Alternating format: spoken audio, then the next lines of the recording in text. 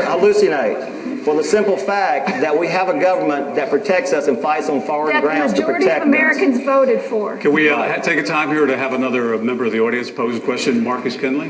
Please introduce yourself, Marcus. Marcus Kinley from Greensboro, North Carolina.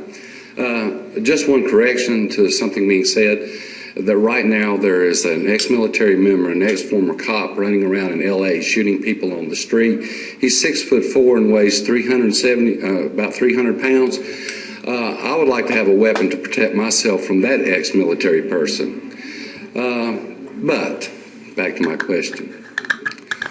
Yeah, we're here talking about gun control, and we know that there's misinformation about why the Second Amendment was there, because our revolution started at Concord and Lexington with the British trying to take the weapons away from the colonial militia, and that's the reason for the Second Amendment. But the thing that I think that we're missing here is why are these things happening? Joe Biden said this week in the Capitol that all of these gun laws that they're trying to pass would not stop any of these mass killings. That's on record. That's recorded. Okay, that's number one. Number two, Joe Biden also passed the law of gun-free zones. And since he did that, shootings in gun-free zones, or shootings in those areas that were, quote, gun-free, have quadrupled. They went up 400% when we instituted gun-free zones.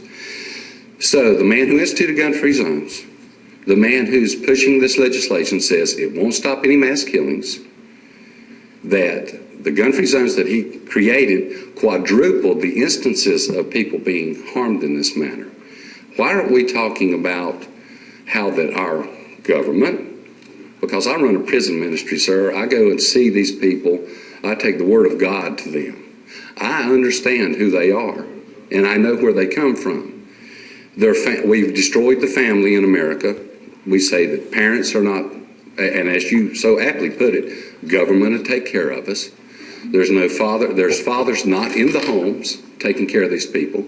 We've taken morals out of everything, from our television shows to our movies to our schools, where we can't have the Bible, we can't even teach the Ten Commandments or hang it on the wall.